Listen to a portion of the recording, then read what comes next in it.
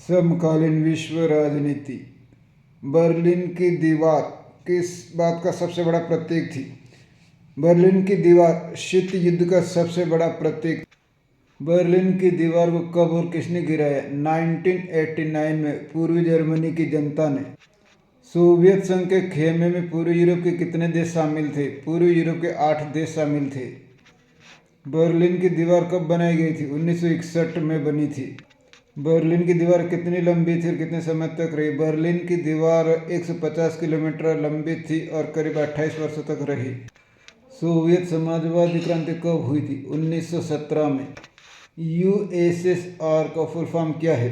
Union of Soviet socialist Republic, Samajwadi Soviet गणराज्य। Soviet राजनीतिक प्रणाली की धुरी क्या थी? Communist party. दूसरी दुनिया किसे कहा जाता था? पूर्वी यूरोप के वे 8 देश जो सोवियत संघ के प्रभावी अंकुश में आ गए थे, जहां समाजवादी व्यवस्था स्थापित की गई थी, दूसरी दुनिया कहे जाते थे। सोवियत संघ को महाशक्ति के रूप में उभरा दूसरे विश्व युद्ध के बाद। सोवियत संघ में कितने गणराज्य थे? सोवियत संघ में 15 गणराज्य थे। सोवियत संघ में किस राज्य का प्रभुत्व था? सोवियत संघ में रूस का प्रभुत्व था। बोल्शेविक कम्युनिस्ट पार्टी के संस्थापक कौन थे? Vladimir Lenin. 1917 की रूसी क्रांति के नायक कौन थे? Vladimir Lenin. सोवियत समाजवादी गणराज्य के संस्थापक अध्यक्ष व्लादिमीर लेनिन। पूरी दुनिया में साम्यवाद के प्रेरणा स्रोत कौन थे? Vladimir Lenin. मार्क्सवाद को अमली जामा पहनाने वाले कौन थे? Vladimir Lenin. सोवियत संघ ने किन मसलों में पश्चिम को टक्कर दी, किस मसलों में पिछड़ गया? सोवियत संघ ने हथियारों के मामलों में पश्चिम को बराबर की टक्कर दी, किंतु प्रौद्योगिकी और आधारभूत विकास में पिछड़ गया। सोवियत संघ ने अफगानिस्तान में कब हस्तक्षेप किया था? 1979 में। किसके शासनकाल में पूर्वी यूरोप की साम्यवादी सरकारें एक के बाद एक गिर गई? मिखाइल गोर्बाचेव के शासनकाल में। किन राज्यों ने सोवियत संघ से स्वतंत्रता की मांग नहीं की? मध्य एशियाई गणराज्यों ने। किन गणराज्यों ने सोवियत संघ की समाप्ति की घोषणा की? दिसंबर 1991 में रूस, बेलारूस और यूक्रेन ने सोवियत संघ की समाप्ति की घोषणा की। व्लादिमीर लेनिन के उत्तराधिकारी कौन थे? Joseph Stalin. किसने खेती का बलपूर्वक सामूहिकीकरण किया? जोसेफ स्टालिन ने। औद्योगिकरण को तेजी से किसने बढ़ाया? जोसेफ स्टालिन ने। दूसरे विश्व युद्ध में जीत का श्रेय किस सोवियत नेता को जाता है? जोसेफ स्टालिन को। तानाशाही रवैये के लिए कौन से सोवियत नेता जाने जाते हैं? Joseph Stalin. साम्यवादी सोवियत गणराज्य के विघटन के बाद कौन से संगठन की स्थापना की गई? सोवियत संघ के विघटन के बाद स्वतंत्र राज्यों के राष्ट्रकुल अर्थात कॉमनवेल्थ ऑफ इंडिपेंडेंट स्टेट्स का गठन किया गया था, CIS।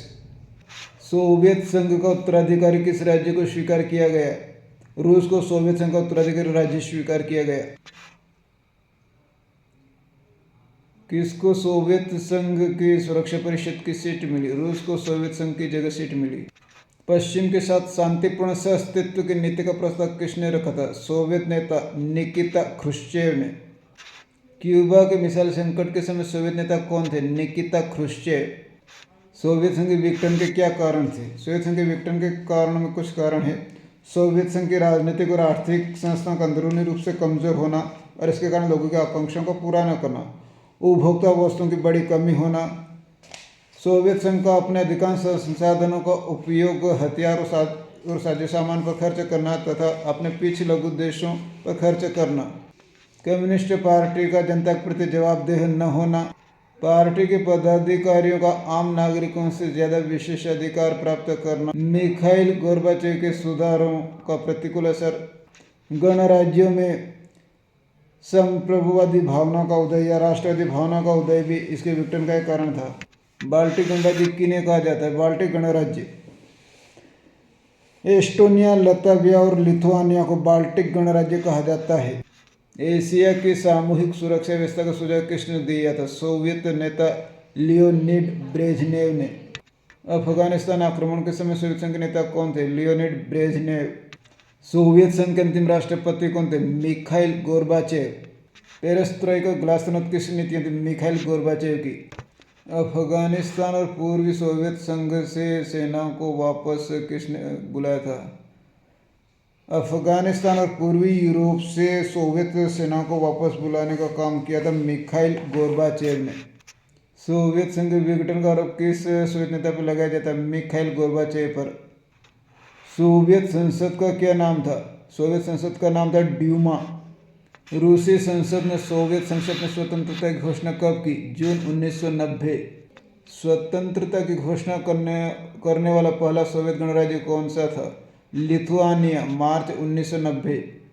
सोवियत संघ की समाप्ति की तिथि क्या मानी जाती? 25 दिसंबर 1991। दूसरी दुनिया के पतन के क्या क्या परिणाम हुए? दूसरी दुनिया के विघटन के निम्नलिखित परिणाम हुए। पहला, शीत युद्ध के दौर की समाप्ति।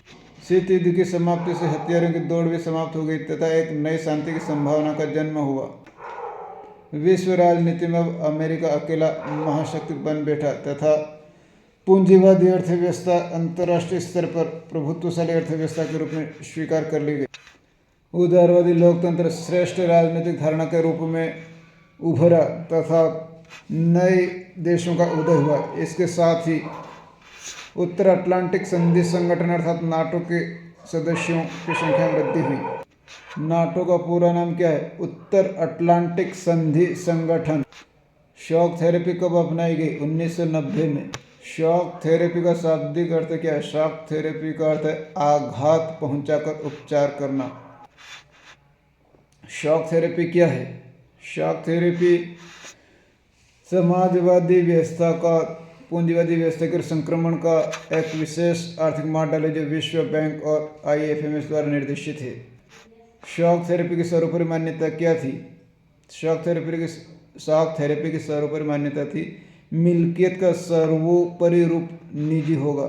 इतिहास की सबसे बड़ी गैरहासिल किसे कहा गया? सरकार की बजाय बाजारी ताकतों द्वारा औद्योगिक और आर्थिक नीतियों का निर्देशन होने के कारण पुरानी अर्थव्यवस्था और उद्योगों का जो मटियामेट हुआ उसी को इतिहास की सबसे बड़ी गैरहासिल कहा गया। रूस की मुद्रा का नाम क्या है? रूबल। शॉक थेरेपी से रूबल की कीमत को क्या हुआ? शॉक थेरेपी से रूबल की कीमत बहुत गिर गई तथा मुद्रास्फीति इतनी बढ़ गई कि लोगों की जमा पूंजी जाती रही। कहाँ पर हाइड्रोकार्बनिक अर्थात पेट्रोलियम के विशाल भंडार है? मध्य एशियाई गणराज्यों में। रूस किन राज्यों को अपना निकटवर्ती विदेश मानता है? मध्य एशिया के राज्यों को। रूस के दूसरे सबसे बड़े बैंक का नाम क्या है? इंकॉम। भिलाई, बोकारो, विशाखापत्तनम जैसे इस्पात के कारखानों तथा भारत हैवी इलेक्ट्रिकल्स भेल जैसे आर्थिक और तकनीकी संस्थानों में सहायता किसने दी थी? इन संयंत्रों के निर्माण के लिए आर्थिक और तकनीकी सहायता सोवियत संघ ने दी थी। कश्मीर मामले पर किसने सदैव भारत का समर्थन किया? सोवियत संघ ने अंतर्राष्ट्रीय स्तर पर सदैव भारत का समर्थन किया कश्मीर मुद्दे पर। 1971 के भारत पाकिस्तान युद्ध के दौरान भारत का सबसे बड़ा सहयोग किसने किया था? सोवियत संघ ने। रूस का हथियारों का सबसे बड़ा खरीदार दूसरा देश कौन सा है? भारत।